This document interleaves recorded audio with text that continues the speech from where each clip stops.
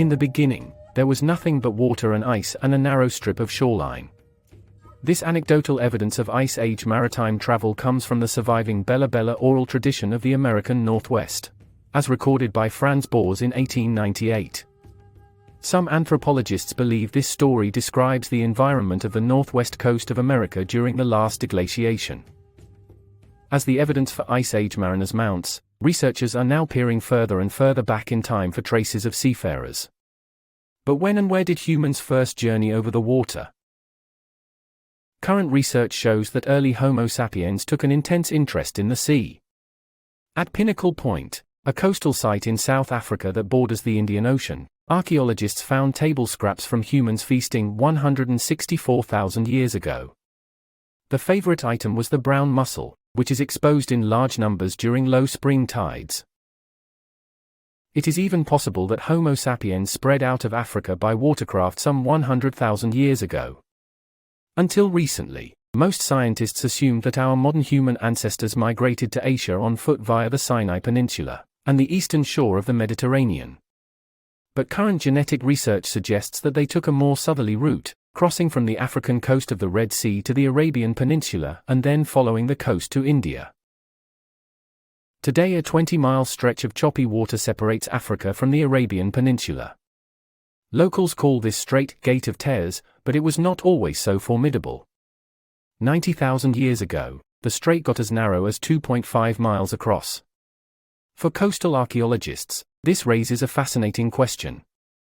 Could our modern human ancestors have rafted out of Africa, crossing the mouth of the Red Sea 60,000 years ago to reach Saudi Arabia? 20 years ago, most archaeologists would simply have laughed at the idea of Ice Age mariners colonizing the globe.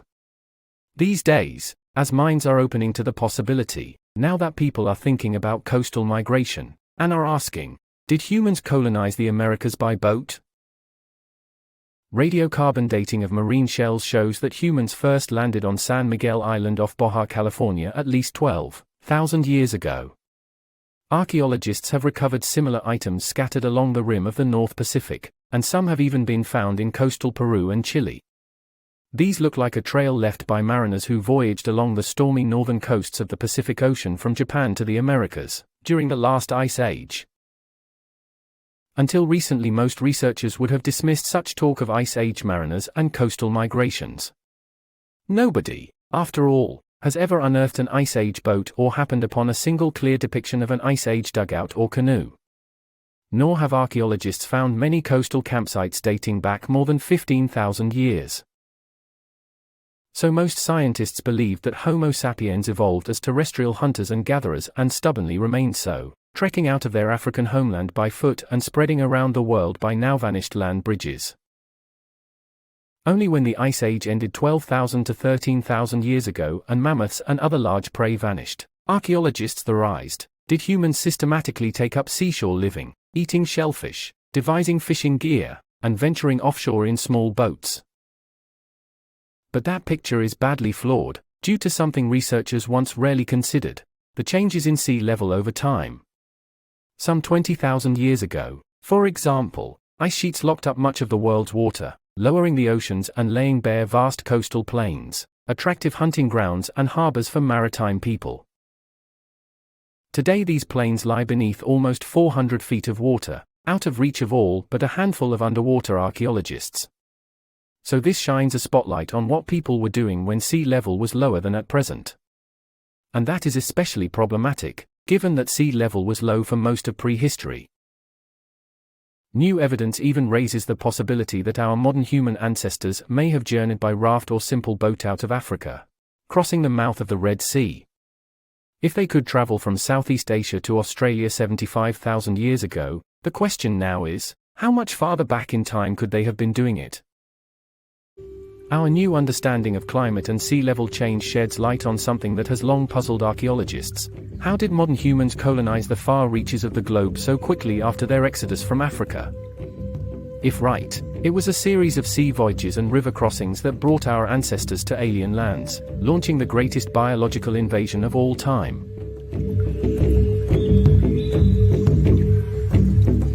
What's more, Detailed studies of the Southeast Asian coastline of 50,000 years ago showed that an 800-mile-long stretch of islands, and at least 8 ocean straits separated the island continent from the Asian mainland. By any route, you have to island hop to Australia, with one water crossing greater than 44 miles. So it is a real exercise to get across, and the magnitude of that is illustrated by the fact that, before anatomically modern humans made the leap, no large-bodied animal ever got all the way across. But modern humans possessed the wherewithal to paddle to Australia. With stone knives, they could have felled Asia's giant bamboo and then tied the canes together to make a raft large enough to carry several passengers. Moreover, they could have navigated by sight for most of the journey. As they set out from one island to the next, they could generally have spied at least a smudge of land on the far horizon. Even where land lay beyond view, ancient mariners could have deduced its presence from natural indicators such as cloud formations that tend to gather over islands, mats of drifting land vegetation, and the flight paths of land-roosting seabirds. Traditional navigators in the Caroline Islands, northeast of New Guinea, make use of such signs today, and our modern human ancestors possessed the cognitive skills both to perceive the significance of these indicators, and to communicate them to potentially fearful passengers. It looks like seafaring capabilities, and seafaring technology have a much greater antiquity than conventional wisdom among archaeologists would lead one to expect. In the wake of the Australian finds, archaeologists are looking long and hard at other major migrations of ancient humans. For decades, researchers have promoted the idea that the first Americans were clans of Siberian big-game hunters who trekked hundreds of miles on foot over a vast land bridge and came south from Alaska some 13,000 years ago. But were these Siberian hunters the first to explore the Americas? Or could they have been beaten there by skilled mariners exploring ice-choked northern coasts? Japanese researchers had unearthed the 32,000-year-old bones of a child on Okinawa in the 1950s. Some 32,000 years ago, a coastal plain joined Japan to the Asian mainland, allowing travelers to tramp back and forth by foot. But they could not have trekked to Okinawa, a distant island even then. Several sea voyages would have been required to reach it from Japan, including one crossing roughly 46 miles long. Other ancient mariners had ventured into stormier waters to the north. Some 21,000 years ago, people had paddled boats across 30 miles of choppy water from Honshu to Kozushima Island to fetch shiny black obsidian, a type of volcanic glass, for stone tools. Almost certainly these voyagers traveled in small, sturdy boats, perhaps a type of kayak, and possessed sufficient seafaring skill to avoid spills that would lead to hypothermia and death. With such experience, the mariners and their children could well have headed northward at least 16,000 years ago. Crossing the straits by boat and walking the beaches, they could have gradually explored the coasts of the Kuril Islands, the Kamchatka Peninsula, and the Bering Land Bridge until finally reaching the west coast of the Americas, a journey of several thousand miles. A trail of distinctively shaped points and a telltale pattern of genes support this hypothesis. Taken together, the genetic and archaeological evidence now strongly suggests that ancient mariners from Northeast Asia could well have explored the coast of the Americas at least 12,000 or 13,000 years ago, and conceivably earlier. Archaeologists have found 2 stone tools and a bone bead on San Miguel Island that may be 18,000 years old, but he has yet to confirm the date via further excavation. Just what drew ancient seafarers from Northeast Asia to California remains a puzzle. As they ventured along the southern coast of the Bering Land Bridge, which was an arid grassland at that time, they could have pursued both terrestrial and marine prey.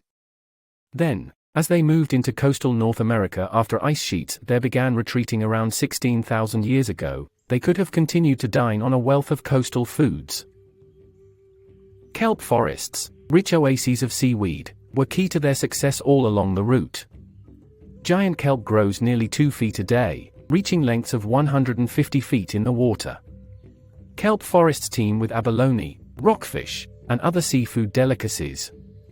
Furthermore, the fronds of kelp are edible, and its stem-like stipe can be cut to create fishing lines, making it possible to catch fish that live outside the kelp beds, such as halibut and cod. Ice Age migrants journeying from kelp forest to kelp forest would have had no need to adjust to strange new ecosystems or devise brand new hunting technologies, as they pushed along the rim of the North Pacific.